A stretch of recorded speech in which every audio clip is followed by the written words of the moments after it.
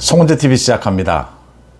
이재명, 법치를 조롱하는 이재명에 대해서 며칠 전에 한동훈 법무부 장관이 괴이하다라고 했습니다. 괴이하다. 상식적이지 않고 정신병자 같다라고 하는 겁니다. 정상적이지 않다라고 하는 겁니다.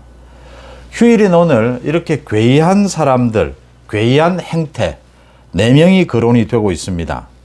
민주당의 이재명, 김의겸, 그 다음 공수처장인 김진욱, 국가권익위원장이죠 전현희, 이 4사람이 괴이한 행태를 보이고 있습니다. 이 부분 반면에 괴이하지 않는 정상적이고 상식적이다라고 하는 행태를 보이고 있는 나경원, 안철수 한번 여러분들과 의견을 나누어 보겠습니다. 누가 괴이한 것이고 누가 괴이하지 않은 것인지.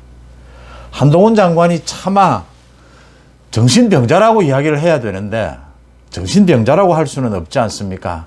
그래서 찾아낸 단어 괴이하다.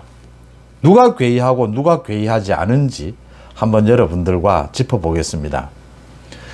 이재명이 오는 12일 검찰에 출석을 하는데 당직자들도 대거 같이 나가고 민주당의 국회의원들도 함께 대거 참가를 하고 개딸들도 이재명 응원을 위해서 집결을 한다고 합니다. 성남지청에. 이재명이 당당하게 검찰 수사에 임하겠다라고 했습니다. 그러면서도 방탄국회를 이미 열어놓았습니다. 단 하루도 틈을 주지 않고 방탄국회를 열었습니다. 뭐가 당당한 건지를 알 수가 없습니다. 검찰에 출석을 하면서 포토라인에는 설 예정입니다. 기자들에게 이제 자신에 대한 검찰 수사, 성남FC 수사, 이게 지금 정치 탄압이다 또 이런 식으로 이야기를 할 겁니다. 그 뒤에 개딸들이 몰려오는 것은 개딸들이 알아서 할 일이다 라고 보고 당직자들, 그래도 뭐 어쨌든 당대표니까 당직자가 나가는 것은 또 뭐 이해를 할 수가 있습니다. 민주당의 국회의원들이 이 자리에 나간다라고 하는데 민주당의 국회의원들이 이 자리에 나가는 것은 거의 7, 8년 전에 일어났던 이재명 성남시장 시절의 개인 비리를 성남FC와 같은 그런 비리를 자신들도 저지를 수 있다라고 하는 이야기입니다. 그게 정치적으로 그렇게 해석될 수밖에 없습니다. 그러니까 이재명의 가장 최측근인 정성호가 이야기를 했습니다. 개인적인 비리 부분은 개인적으로 맞서야 한다. 이게 정당과는 관계가 없는 것이다. 정당과 관계가 있도록 지금 민주당이 방탄이 된 것은 이재명이 당대표가 됐기 때문인데 검찰 수사를 응하겠다라고 했으면 개인적으로 이 문제를 풀 것이다. 그런데 형식적으로 당대표니까 당직자 몇몇이 나가는 것은 뭐 또 그럴 수 있다라고 봅니다. 민주당 의원들이 이 자리에 나간다면 딱 걸려든다라고 하는 부분을 제가 짚어드립니다. 이재명 체제가 몰락하거나 이재명 체제가 합의로 뭐 친문계나 이낙연계와 합의로 이재명이 이선으로 물러나고 다른 얼굴을 내세우거나 뭐 어떤 형태가 됐든 다음 공천에서 딱 걸려드는 행동입니다. 이런 행동을 하면 이재명이 공천을 하더라도 부담입니다. 이래저래 부담입니다. 어느 쪽으로 가나. 이건 국민들 앞에 이재명이 전혀 당당하지 못하고 말과는 달리 이재명의 뭐 말은 뭐 겉다르고 속다른 거니까 말과는 달리 전혀 당당하지 못한 행동에 민주당 국회의원들이 이재명과 같은 비리 혐의 자신들도 저지를 수 있다라고 하는 것을 국민들 앞에 만천하에 공개하는 것이다 라고 하는 점을 짚어둡니다. 그 다음 요즘 이재명과 함께 거의 뭐 세트로 움직이는 사람입니다. 민주당의 대변인이죠. 김의겸. 이 김의겸이 한 방송에 나와서 자신에 대한 한동훈 장관의 그 소송, 손해배상 소송, 자신이 가짜뉴스를 퍼뜨린 것에 대해서 10억, 한동훈 장관이 10억 소송을 걸었죠. 이 부분에 대해서 물으니까 10억이 있느냐 이렇게 물으니까 자신은 10억이 필요가 없다. 100% 한동훈에 대해서 이길 수 있다라고 했습니다. 그러자 국민의힘에서 이미 가짜뉴스라는 게 모두 드러났는데 무슨 그런 자신을 하느냐. 꽁이 수풀에 머리를 쳐박아도 날아드는 매를 피할 수는 없다. 이렇게 쏘아붙였습니다. 그 다음 이 방송에서 김의겸이 자신이 제기한 이 가짜뉴스, 이게 윤석열 대통령이 수를 줄이는 데는 도움이 됐다. 이런 아주 치졸한 이런 이야기까지를 했습니다. 이 참 저질이다라고 하는 이 지금 수준의 문제입니다. 정신이 이상하냐, 판단력이 이상하냐, 판단이 옳으냐, 그러냐, 아마 이 부분은 어느 정도 수준이 유지되고 이 이야기입니다. 김의겸과 이재명이 보이고 있는 행태는 괴이하다라고 했는데 저질이다라고 하는 겁니다. 수준 이하다라고 하는 겁니다. 수준 이하가 되면 이건 뭐 옳다 그르다, 적절하냐 아니냐 이런 논평을 할 가치가 없어집니다. 윤석열 대통령의 수를 줄이는데 자신의 이 가짜뉴스가 도움이 됐다. 그 다음 김의겸이 자신이 100% 이 재판에서 이긴다라고 했는데 김의겸이 이렇게 계산을 할 겁니다. 재판에 가서 우리나라 재판 첫째 명예훼손 뭐 좀 져도 유시민도 뭐 500만 원 벌금 받던데 자기가 져도 뭐 500만 원 정도 벌금 받으면 이긴다 당당하게 큰 소리 쳐도 구속 안 되고 500만 원 정도야 뭐 또 개딸들이 뭐 후원금 해주면 500만 원은 낼 수 있겠지 뭐 이렇게 생각을 할 겁니다. 유시민이 한동훈 장관에 대해서 가짜뉴스를 퍼뜨려도 재판에서 500만 원 벌금 받더라. 자신도 뭐 그 정도야 라고 큰 소리를 칠 겁니다. 한동훈 장관이 10억 원의 손해배상 소송을 제기한 이유가 있습니다. 무슨 한동훈 장관이 김의겸을 뭐 알거지로 만들기 위해서 개인적인 감정이 있어서 그게 아닙니다. 그러니까 여기엔 두 가지가 있습니다. 국회의원의 면책특권, 국회의원이 본회의장이나 상임위 또는 국정감사장에서 한 이야기는 그 이야기에 대해서 책임을 지지를 않습니다. 그게 국회의원의 면책특권입니다. 지금 이재명 방탄은 이제 불체포특권이죠. 이제 국민들이 면책특권, 불체포특권 이걸 좀 없애자라고 하는 마당인데 자신이 국감장에서 한 이 이야기는 국회의원의 면책특권에 해당한다. 지금 이렇게 생각을 하는 겁니다. 그래서 이 부분은 피해갈 수 있다. 자신이 이길 수 있다라고 하는 겁니다. 한동훈 장관이 이 부분에 대해서는 짚었습니다. 이미. 이 부분은 면책특권으로 빠져나갈 것이다. 그런데 김의겸이 한 이야기가 있습니다. 더 탐사라고 하는 그 유튜브와 자신이 협업을 했다라고 자랑을 했습니다. 경찰 수사를 하고 있습니다. 이 부분이 드러나고 있고 드러나 있습니다. 이미. 더 탐사가 그 가짜뉴스를 만들어가는 과정에서 제보자의 녹취로 가짜뉴스를 만들어가는 과정에서 김의겸과 협업을 했다. 김의겸 자신의 입으로 자랑한 겁니다. 협업을 한 내역들이 모두 드러나고 있고 드러나게 될 것입니다. 그게 10억 원에 해당한다는 것입니다. 손해배상 10억 원에 해당한다라고 하는 것입니다. 국가 공권력을 무력화시키고 공권력을 훼손하기 위해서 언론단체와 국회의원이 조작을 하고 공모를 했다라고 하는 겁니다. 누구 개인에 대한 명예훼손 차원이 아니다라고 하는 겁니다. 그래서 10억 원이 된다라고 하는 겁니다. 그래서 구속을 시킬 수도 있다라고 하는 겁니다. 지금 김의겸이가 뭐 유시민도 500만 원 받던데 500만 원 정도야 뭐 큰 소리 치는 겁니다. 100% 내가 이길 수 있다. 천만의 말씀입니다. 김의겸이 착각하고 있는 겁니다. 김의겸이 변호사를 불러서 자신이 무슨 잘못을 했고 왜 한동훈 장관이 10억 원이라고 하는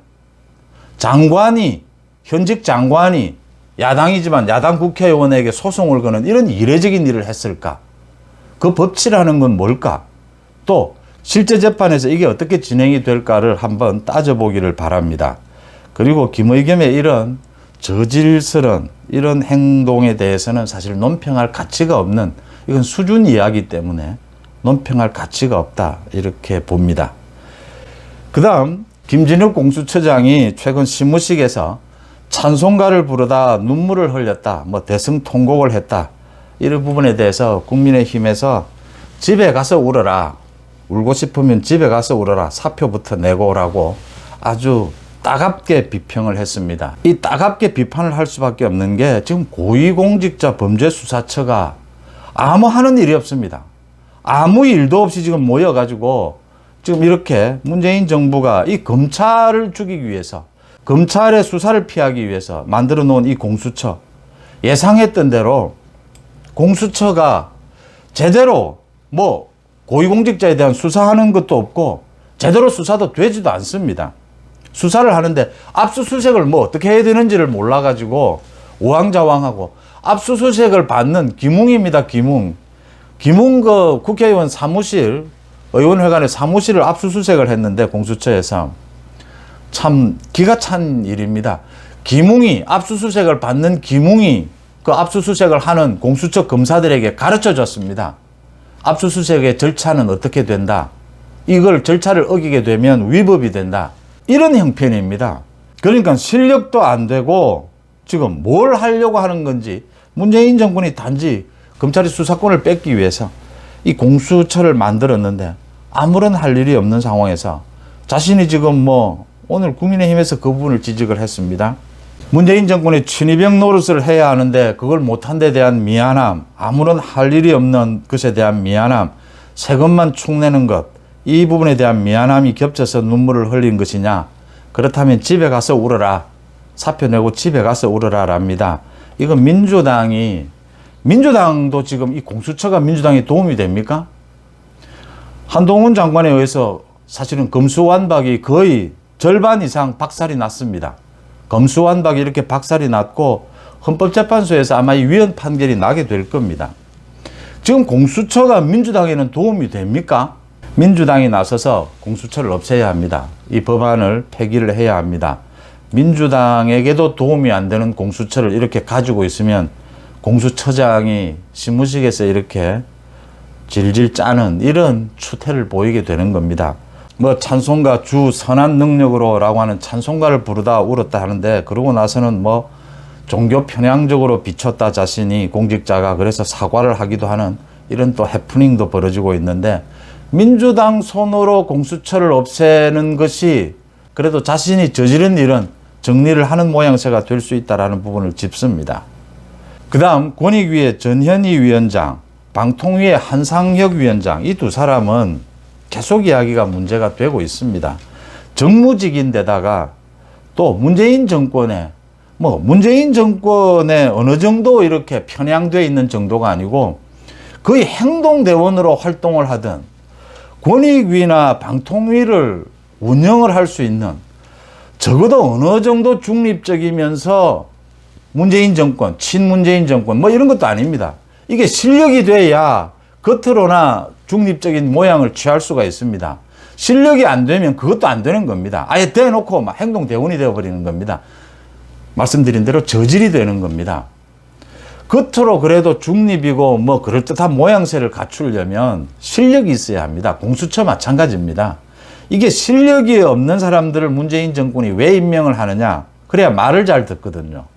실력이 좀 있는 사람들은 그래도 결정적인 데서는 말을 잘 듣지 않습니다. 자신들의 체면, 자신들의 소신이 있는 사람들이거든요. 이 부분에 대해서 김태규 국민권익위원회 부위원장입니다. 판사 출신이고 지난 10월에 임명이 됐습니다. 그러니까 윤석열 정부에서 임명을 한 것입니다. 김태규 부위원장이 위원장에게 정면으로 들이받았습니다. 정무직이 아니냐. 문재인 정부의 철학과 가치관을 추종한다면 그것은 국민이 선거를 통해 보인 선택을 배신하는 것이 된다. 정무직들은 그래도 물러나야 하지 않겠느냐. 한상혁 방통위원장 마찬가지입니다. 지금 공공기관 80% 이상이 문재인 정부에서 임명한 사람들로 차 있는데 안 물러납니다. 민주당의 태도와 똑같은 겁니다. 대선 결과에 불복하는 것이죠. 지금 윤석열 정부를 인정할 수가 없는 겁니다. 민주당이 윤석열 정부를 인정하면 이재명의 민주당이 윤석열 정부를 인정해서는 이재명이 죽는 겁니다. 민주당이 살 길이 없다라고 보는 겁니다. 그러니까 이재명을 버리고 민주당이 그래도 합리성을 회복을 한다면 야당이 될 수가 있습니다. 그런데 이재명의 민주당이 되고 난 이후에는 윤석열 정부를 인정을 못하는 겁니다. 인정을 하면 이재명은 죽는 게 되는 겁니다. 이런 구도에서 모두 지금 공공기관까지 정무직이라고 하는 사람까지 한상혁, 전현희 모두 이렇게 버티고 있습니다. 전현희는 또 계속 떠듭니다. 이런 걸 가지고 부끄럽지 않은지 모르겠는데 참 전현희가 고향이 통영이고 부산에서 국회의원 출마하려고 시도를 했던 적도 있습니다. 참 밑바닥을 보인다 이런 생각인데 전현희가 자신은 끝까지 버티겠다, 꺾이지 않는 정신으로 버티겠다 이런 소리까지를 합니다. 무엇을 위해서 버팁니까? 문재인, 이재명의 민주당을 위해서 버티겠다라고 하는 것인데 그건 정무직의 자세가 아니다라고 하는 부분을 김 부위원장이 오늘 짚은 겁니다. 부위원장이 위원장에게 지금 점잖게 나무라고 있는 겁니다. 다른 건 몰라도 적어도 국회의원까지 한 전현희가 이렇게 이게 지금 아무런 정치적인 정당성도 없이 이렇게 버티는 게 무슨 도움이 되느냐, 조직을 위해서나. 이 지금 이렇게 정무직이 혼재되어 있으면 그 조직이 지금 어디로 가야 할지, 그 조직원들은 지금 어떻게 방향을 잡아야 할지 엉망진창이 된다라는 그 부분을 지적을 했습니다. 전현희와 한상혁 이 두 사람만이라도 윤석열 정부 초반에 이야기를 했습니다. 국무회의에도 참석하지 마라. 참석할 자격이 없는 사람들이죠. 스스로 거취를 결정해야 한다. 거취를 결정하지 않고 계속 버티는 것은 문재인에 대한 뭐 더 할 것도 없지만 문재인의 얼굴에 먹칠을 하는 것이다. 자신들이 잘 판단해 봐야 합니다. 자신들이 죽는 것은 물론 자신들을 임명한 문재인의 얼굴에 먹칠을 하는 겁니다. 솔직히 지금 문재인이 한상혁이나 이 전현희가 이 버티는 게 자기에게 문재인에게 큰 도움이 되겠습니까? 문재인이 뭐 그럴 정신도 없겠지만 그 반려견에 대해서 행동하는 것을 보면 문재인의 판단력도 괴이한데 그런 판단력도 없겠지만 이게 문재인에게는 도움이 되겠습니까? 지금 이재명의 민주당의 그 방침에 따라서 버티기를 하고 있는 참 치졸한 일이다. 이런 부분을 지적을 합니다. 이렇게 민주당 쪽에 많은 사람들이, 이재명의 민주당 쪽에 많은 사람들이 이 괴이한 행동, 치졸하고 저질적인 이런 행동을 하면 반대로 뭐 어쩔 수 없습니다. 현실에서, 정치 현실에서는 총선에서 민주당, 국민의힘, 양당 대결입니다. 현실적인 정치에서. 어느 쪽이 조금이라도 더 나으냐 해서 선택하게 됩니다. 어떤 말을 해도 믿지 않는, 어떤 팩트 앞에서도 믿지 않는 소위 개딸 같은 이재명의 민주당에 대한 강성 지지층 15% 정도라고 봅니다. 그런데 민주당의 지지율이 지금 30% 중반입니다. 그 20%의 국민은 민주당이 저질스러운 행동을 보이고 반면에 국민의힘이 차원 높은 정치를 보여주면 언제든지 움직일 수 있는 사람들이라고 생각합니다. 시간은 좀 걸리겠지만 언제든지 움직일 수 있다. 제가 윤석열 정부의 지지율, 윤석열 대통령에 대한 지지율이 60%를 갈 것이다 라고 말씀을 드리면 너무 기대 섞인 것이 아니냐라고 반박하시는 분도 있는데, 윤석열 대통령에 대한 지지율이 60%가 되는 것은 당연하다. 지금 20%, 30%까지 내려간 것이 그게 이상한 것이었다 라고 하는 겁니다. 물론 뭐 그 책임은 정밀하게 따져봐야 될 부분이지만 여러 부분이 있을 겁니다. 민주당 쪽도 있고 또 윤석열 정부 측에도 있을 겁니다. 경중이 있을 테지만 50%, 60%는 정권 초반에 당연히 나오는 그런 부분이다라고 하는 것이고요. 윤석열 정부가 3대 개혁을 비롯해서 법치를 바로 세우는 부분도 잘하고 있지만 더 큰 것은 이재명의 민주당이 이렇게 저질의 수준이다라고 하는 겁니다. 이래서 국민의힘이 조금만 잘하면, 윤석열 정부가 조금만 잘하면 지지율 60%는 어렵지 않다라고 하는 겁니다. 50%, 60%는 어렵지 않다. 그런 근거에서 말씀을 드리는 것이고요. 지금 국민의힘은 이재명의 민주당과는 달리 상당히 그래도 좀 나은 정치적인 이 수준을 보여주고 있다라고 하는 겁니다. 그게 두 가지입니다. 하나는 안철수고 나경원입니다. 휴일인 오늘 일어난 일만 말씀을 드리겠습니다. 나경원이 최근에 대통령실과 충돌을 빚었습니다. 저출산 부분을 해결하기 위해서 현금을 지원하자라는 것에 대해서 대통령실에서 윤석열 정부의 방향이 아니다 라고 선을 긋자 나경원이 오늘 대통령실의 우려 표명에 대해서 10분 이해한다. 자신이 좀 오해를 불러일으켰다. 유감스럽다라고 사과를 했습니다. 그러면서 자신의 이 문제, 이 갈등, 대통령실과 이 갈등을 놓고 자신의 당권 출마 부분과 연계시켜서 이제 당권 출마가 어렵다. 이렇게 정치적으로 해석하는 것은 억측을 바탕으로 하는 근거 없는 곡해다. 지양해달라. 이렇게 요구를 했습니다. 그러니까 자신이 한 행동이 이번에 조금 문제가 있다라고 하는 것을 인정을 하고 좀 문제가 있었습니다. 이게 지금 윤석열 정부, 이 포퓰리즘 정책은 윤석열 정부에서 하지 않는 것이고 또 이 발표하는 과정도 충분하게 협의를 거쳐서 할 수 있는 부분인데 이걸 서둘러서 기자회견 형태로 한 것은 좀 잘못됐다. 사과를 했습니다. 이 사과하는 태도는 적절했고요. 또 나경원 문제가 이야기가 많은데 나경원에 대해서 뭐 홍준표도 공격을 하고 또 친윤 의원들이 나경원에 대해서는 출마하지 마라. 이제 윤석열 정부와 보조를 맞추기 힘든 것 아니냐. 그 부분이 드러난 것 아니냐. 이렇게 이야기를 합니다. 정치인들이 전당대회를 앞두고 누구를 지지한다, 뭐 누구를 공격한다 충분히 있을 수 있는 이야기입니다. 그 내용이 근거가 있다면 충분히 할 수 있는 이야기입니다. 제가 송은재 TV를 진행하는 제 입장에서 말씀을 드리면 제가 생각하는 공정은 이런 겁니다. 나경원 좀 애매했습니다. 제가 여러 번 지적을 해서 뭐 더 세세하게 지적하지는 않겠습니다. 그러니까 정확하게 정해야 합니다. 뭐 처음에는 그 부분이 이제 넘어가겠습니다. 저출산 부위원장을 받았는데 지지율은 계속 유지가 된다. 전당대회에 나가고 싶다. 그러면 윤석열 대통령의 뜻은 나가지 않았으면 좋겠다죠. 3개월 전에 임명을 2자리나 했는데 지금 나가겠다라고 하면 윤석열 대통령 임명권자의 이 체면도 있고 이 국민들에 대한 신뢰도 있는 것이지 않습니까? 그런데도 나경원 전 의원이 꼭 나가겠다라고 생각을 했다면 이런 부분은 정무적으로 판단을 해서 크게 잡음 없이 넘어가야 되는 겁니다. 윤석열 대통령의 허락을 얻고 뭐 지원을 얻어서 출마할 수는 없습니다. 이 상황에서. 그러면 나경원은 이런 상황에서 어떻게 해야 되느냐? 양해를 구하고 대통령실에 자신이 내려놓을 수밖에 없다. 타이밍도 사실 좀 늦었습니다. 이걸 지금 그러니까 김기현이나 안철수가 지지율이 저렇게까지 뭐 좀 오를 것이다라고 예상을 못한 것이죠. 그래서 시간이 좀 있을 것이다라고 보았는데 김기현의 지지율이 빨리 오르니까 쫓기는 입장이 되다 보니까 이 지금 혼선이 빚어지는 겁니다. 저출산 부분에 있어서도 뭐 한 것처럼 해놓고 좀 내려놔야 되는데 뭐 이런 식이 되는 겁니다. 그러지 말고 지금이라도 전당대회를 꼭 출마하겠다라고 생각하면 윤석열 대통령 뭐 소위 말하는 윤심을 얻고 출마할 수는 없습니다.